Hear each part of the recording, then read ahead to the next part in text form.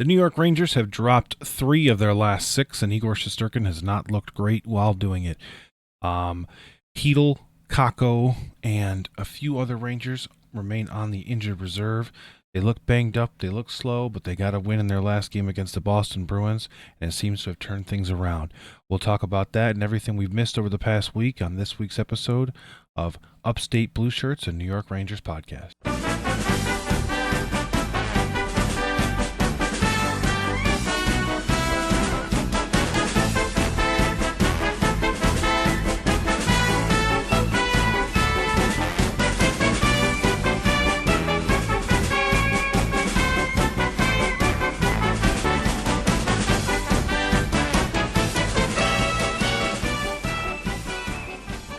Okay, diving right into it. I know that we have not had a recording in a week from today, over a week. So I know our last recording was Wednesday's recording, basically 10 days ago. With the holiday season and some stuff that's happening over on Short, Fat, and Balding, it was just difficult to get together and record. But we're gonna keep powering through. It may be a little sporadic through the holiday season because I'll be in Texas next week. Nico's obviously got family stuff going on. It's just me tonight, but we're going to try and get it out for you guys. Either way, we're going to keep powering through the whole season. We're going to talk Rangers. We're going to get you guys updated. We're going to keep you abreast on what is going on at the Garden, in the Rangers locker room, and so on and so forth. So first thing I want to dive into is the Rangers health situation. So obviously over the past few weeks, it hasn't looked good. Kaapo Kakko took a significant hit and it really looked awkward. Lower body injury, obviously with hockey, the one pet peeve I have with hockey, especially on this aspect, is they never get into specifics. It's always lower body, upper body, or they have a special list for like mental health and things like that. So you never really know how bad it is or how long somebody's going to be out. It's all guesstimations and rumor mill. So regardless, it's not good. Laviolette has informed that nothing has changed with Hedel. Kako has not been on the ice. Hedel has been skating by his own, but he hasn't attended a practice in, I believe it's been 6 weeks, since early November. So I mean, he hasn't even touched an ice surface with multiple players on it. I worry about him because, like I said before, he's got a history with concussions. You worry that taking this long, I don't know if it's because they're playing so well that they're not really rushed about it and they're just kind of taking their time with him, ensuring that he's back, he's healthy, he's skating well, he's confident, or if it's legitimately an issue where he has had so many concussions that this is a lingering injury. Think Sid, 10 years ago where he was out. I think he missed 60 games in a season with one concussion because it just took him so long to get back and feel good. So obviously, you want the best for Hedel and you want them to get him healthy, but I'd be remiss to say that we're better, or not. I wouldn't say we're better with him out of the lineup. We definitely need him, and we're a better team with him in the lineup is what I was trying to get at. Kaapo Kakko, he hasn't played since November 27th against the Sabres. He twisted his knee and ankle in a way that was not natural. It's not supposed to go that way. And so we all knew when that happened that he's going to be out long term. But the Rangers do not believe it's going to be a season-ending injury. My guess is it's probably 2 to 3 months. He hasn't even touched the ice yet. It's going on a month of injured reserve for him. So the fact that he hasn't even touched the ice in that period of time just tells you what that means. Hedel, like I said, it says right here that he's been out since November 2nd. He was placed on long-term injured reserve on November 28th and has skated on his own. However, given the update from Laviolette, which was literally nothing has changed, the progress doesn't appear to be that it's getting any closer. Also, Keandre Miller has been up and down in the lineup over the past week or so. He it didn't dive into it further, but in the practice, he said I'm in a better headspace. So obviously, I don't know if it was a mental health issue or if it was maybe just a both psychosomatic and physical injury, where something maybe was a lingering injury in which he just didn't feel like he'd get to 100% unless he sat. Um, but it's good to hear that he's doing better. The Trooper just plays better with Miller at his side. Miller's makes him a better defenseman.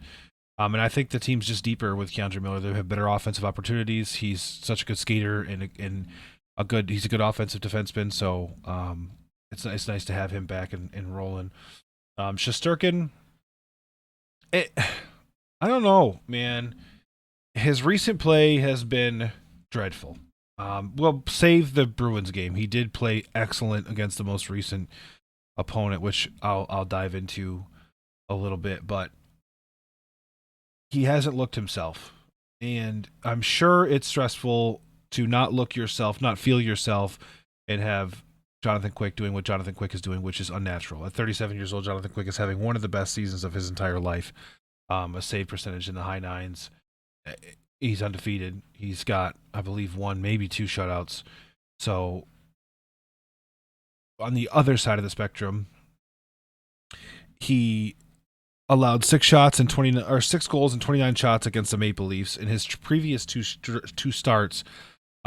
He also had a really subpar save percentage against the Washington Capitol. He had an .862 save percentage, and against the Ottawa Senators, he had an .857 save percentage. So he just isn't looking good. Now, I will say the defense plays. I know that if you talk to a player, it's never the case, but the defense seems to be more risky when Shesterkin is in net. It seems like they take chances, they push deeper, and it leads to odd man rushes. And on more than one occasion, I have seen Shesterkin have to fight off a 2-on-1. And if you're not 100%, you're not going to win that fight most of the times. And I quite frankly don't think Shesterkin came back from his injury 100%. I think that he's been on the ice because that's what he wants to be. He wants to get better and feel better as it happens, but I would say he hasn't looked himself until Saturday. So, moving on, that's the kind of roster update that they've been going through. Edstrom is up on the team. Who else is up there? Adam Edstrom is playing with the team. Johnny Brodzinski is playing with the team.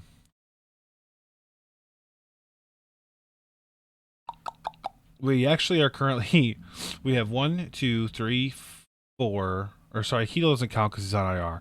So we have 1, 2, 3, 4, 5, 6, 7 centers, 5 left wings, and only 2 right wingers. Capo Caco and Blake Wheeler are the only 2 right wingers. So we really only have 1. Now, Jimmy Vesey can pretty much play wherever you want him to play, so I would wager that's pretty much where he's going to hang out. But the fact that we are down to 1 true natural right winger is, well, it's saying something. But yes, as I was saying, Adam Edstrom is up, Johnny Brodzinski is up, Zach Jones is up. So it's a young team right now. They really have been looking good though. The defense hasn't really taken any hits in terms of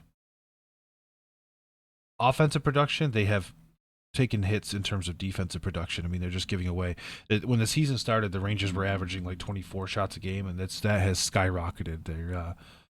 They're lately they have looked like last year's Rangers, which is bend don't break, and unfortunately with Igor, the situation has been break. Just because I just don't think he's been put into an advantageous situation. Vinny Trocheck over the last month has been the MVP of the team. He scored 2 more against the Bruins. Obviously, we won that game 2-1. So without him, we don't win that game. He nets the game tying goal because the Rangers went down 1-0 in the first period, which has been a problem for them. I believe in all 6 of these last 6 games, they have given up the first goal. So they're not playing ahead like they were early in the season, and that needs to be addressed, needs to be fixed. They need to come out, pants on fire and put a puck in the net. But that being said, the fact that they have ice in their veins and shut the door when they do get a lead is a good thing. But starting out at the beginning of this, the Ottawa Senators up in Ottawa, they were just flat. I mean, those two games, really, that little short road trip, Ottawa, Washington, the Rangers were outscored 10-2. They looked awful. They were flat. They didn't produce. They didn't possess the puck. They were outpossessed. They were outshot. Even the faceoff shot. I mean, usually this team is hanging out around 56, 57%, and I believe over those two games they were closer to 50, if not under 50. So it just seemed like the team didn't have it. They got revved up for the game against the Kings. Jonathan Quick played what I believe to be his best game of the season. A nice 4-1 win. 4-1 is actually bigger than it was. That game was really tight, and the Kings put pressure, and Jonathan Quick stood on his head.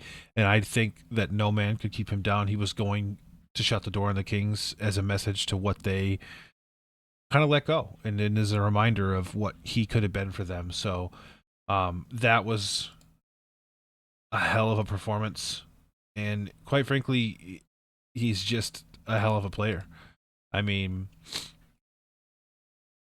when you put it all together, let me see if I can pull up his seasonal stats this year. Yeah, so this year he's 9-0-1, a 2.09 goals against, and a 9.26 save percentage with 2 shutouts, which I said I thought it was 2. Outside of that, Igor Shesterkin, on the other hand, granted, has played 18 games versus Jonathan Quick's 10, so he is 11-7-0 with a 2.91 and a 9.04, which, put it in perspective, that's a goalie that most teams wouldn't mind having. Basically, we'll call it a 9.1 save percentage, a 2.9 goals against. Like, that's in modern NHL where you're putting up four goals to win a game. You're cool with that. However, that is not the Igor Shesterkin that we know. The Igor Shesterkin that we know has Jonathan Quick numbers. So it has been a bit of a transition. Now, over this period of time, there has been a starkly objectionable Igor. So in every win where he's 11-0, right? He has a 1.71 goals against and a 9.42 save percentage. So obviously when Igor's on, he's on. In the games that he has lost, 7 losses, obviously, a 4.98 goals against average, and an 8.43 save percentage. So it is a tale of two Igors on his perspective. Now, it's hard to make a true comparison to Jonathan Quick because Jonathan Quick is 9-0-1. In the one loss, which was an overtime loss, and it was actually a shootout loss, he had a 2.63 with a 9.17 save percentage. So, I don't know. It's tough. I will say on the road, this is disgusting. Jonathan Quick on the road is 3-0-1 with a 1.23 goals against average and a 9.58 save percentage. That is absolutely obscene.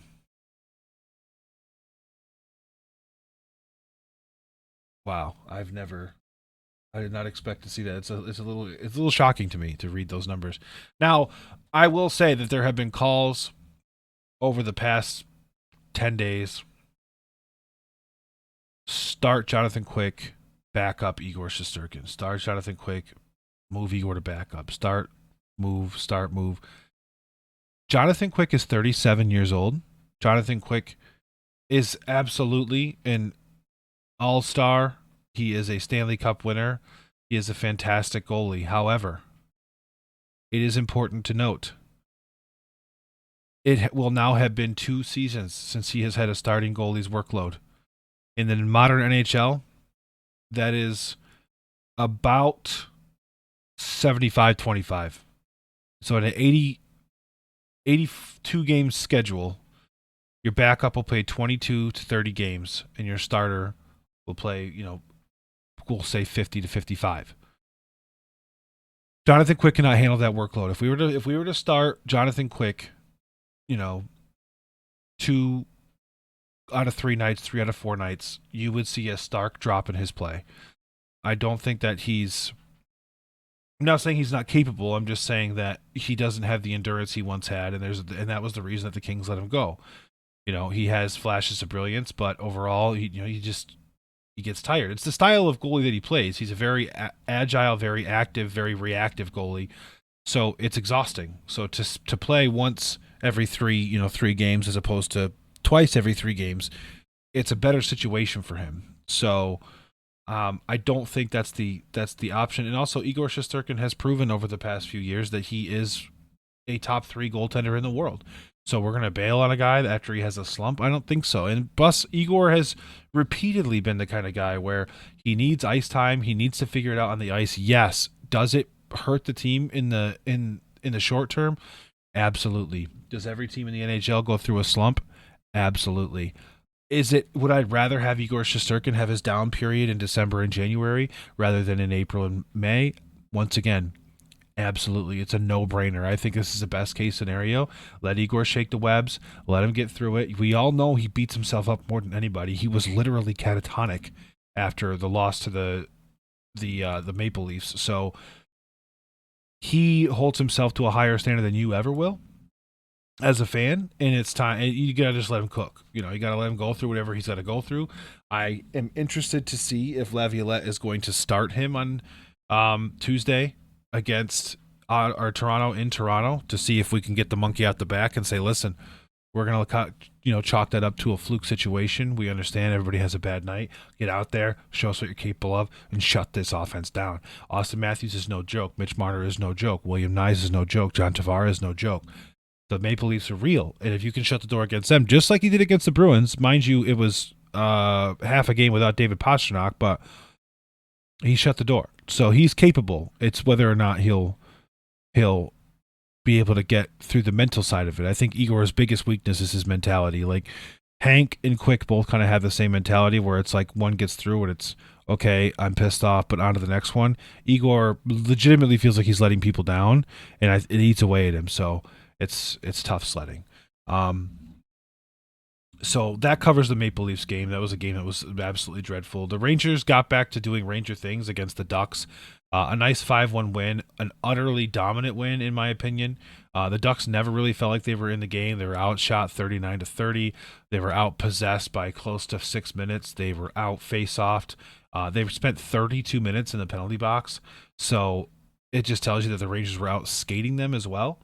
Once again, though, giving up a first period goal, down 1-0 early. Brett Leeson scores 13:30 into the first period. Chris Kreider responds 17:06 with an assist from Mika Zibanejad, and then Hemi VC, Chris Kreider, Mika, and Adam Edstrom, pockets his first of his NHL career. So good for him.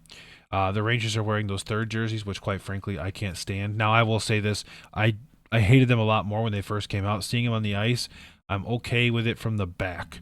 I don't like the big shield. I think it's gaudy. I think it's cumbersome. I just don't think it's a pretty jersey. But from the back, the numbers really pop. I think that those lines on the arms are clean, the striping there. And I do have to admit, I like the dark blue buckets on the heads and the helmets. Those are nice.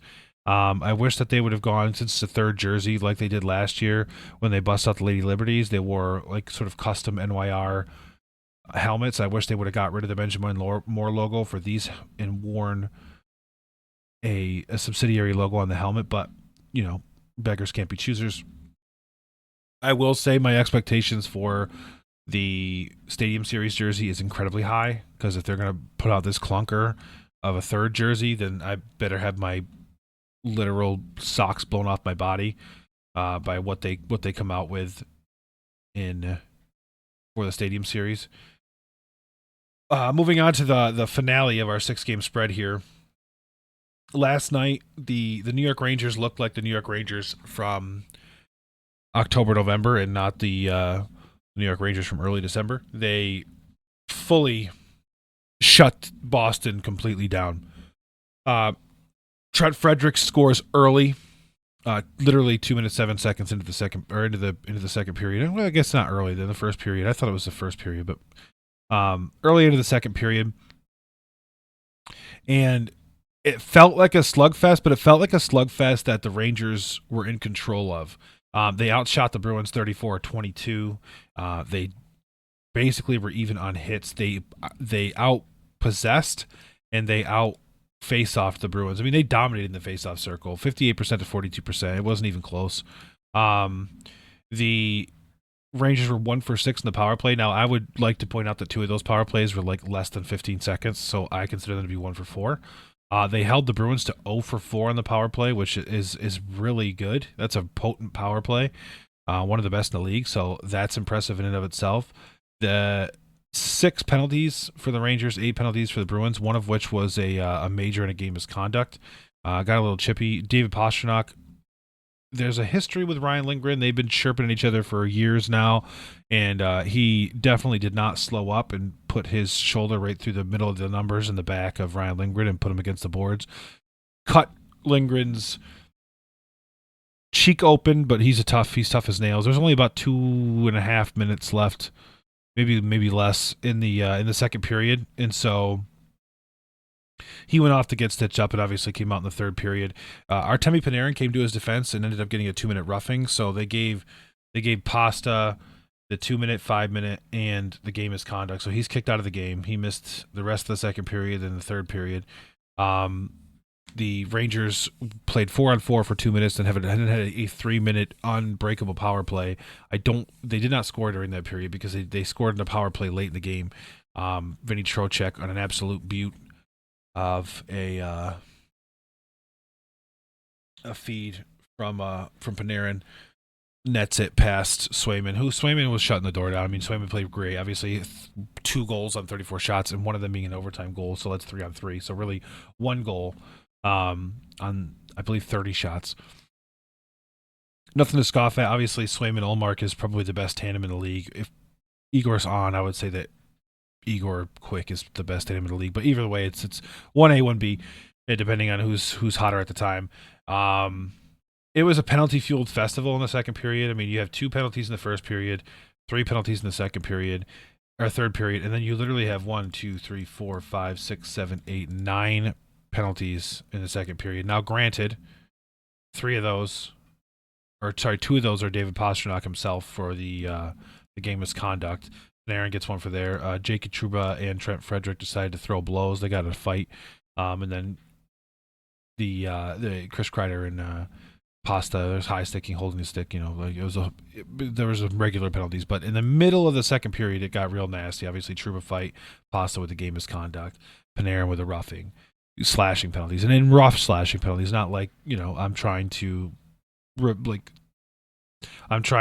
move your stick off the puck slashing, like I'm trying to hurt you slashing. So it definitely got chippy, but I like that. I have said for the last few years that the Rangers in the Bruins games felt like there was no energy involved. It didn't feel like an original 6 matchup. Now that was because the Boston Bruins were too busy breaking regular season records and pushing their way through the playoffs and the postseason. Except for like last year, they didn't go very far in the postseason, but they did.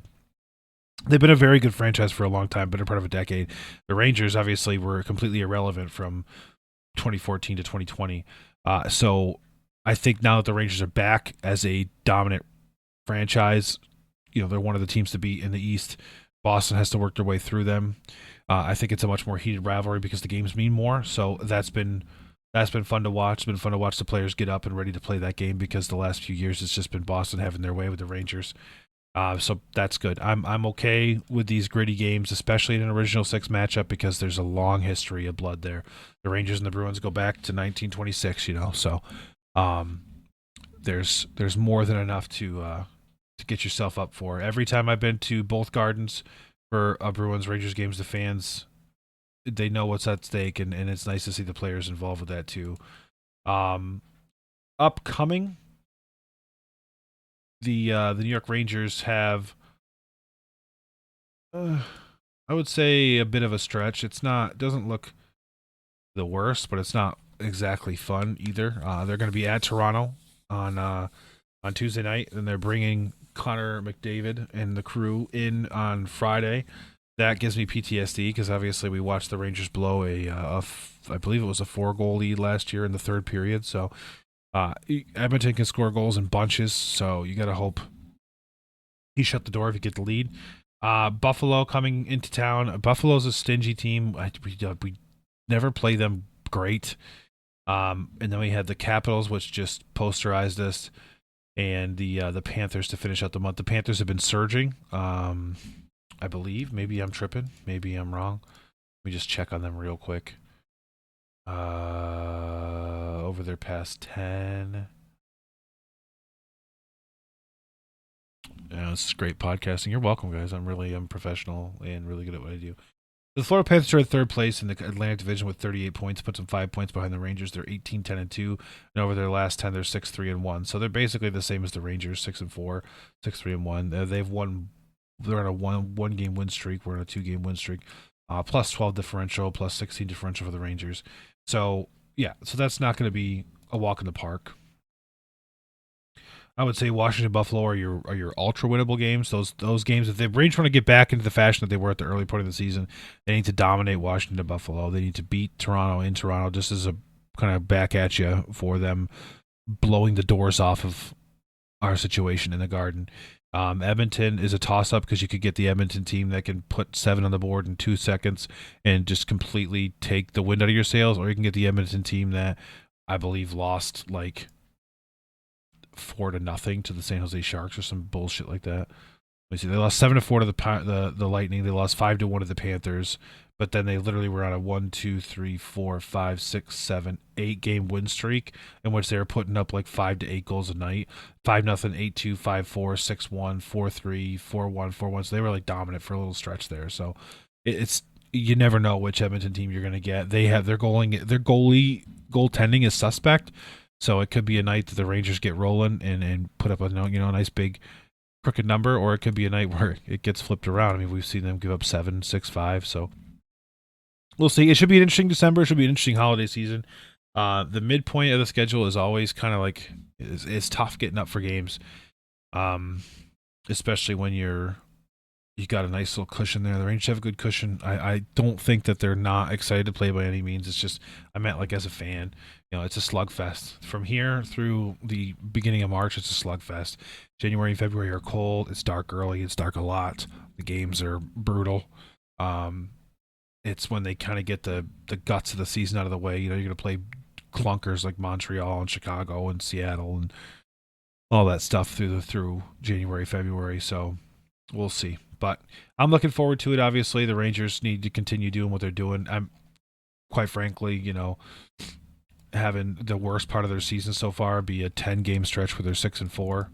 I'm happy with that. We should all be happy with that. So, yeah. So, like I said, we're gonna try and get the recordings in on a regular basis. I'm not 100% confident on Wednesday yet, but either way, if not Wednesday, it'll definitely be Sunday. At the very least, it'll be a once a week through the holiday season. We'll get back rolling in January. But either way, remember to check out Short, Fat, and Balding, guys, if you want broad topics. We've recently signed a sponsorship with BetStamp over there. So if you're into sports gambling, be sure to check out the links that we have for you guys. That'll be announced on Tuesday for those of you who listen to it. I know it's spoilers, whatever, but I know a lot less people listen to this than listen to that. So be on the lookout for that. There's links. They'll give you bet credits and things like that, and it helps promote the show. So we appreciate that. Other than that, guys, I will catch you guys next time. Be rooting for the Rangers on Tuesday night in Toronto, and we'll talk about that next time. Hope you have a great, wonderful week, and if I don't see you guys on Thursday, I hope you have a wonderful Christmas. Bye.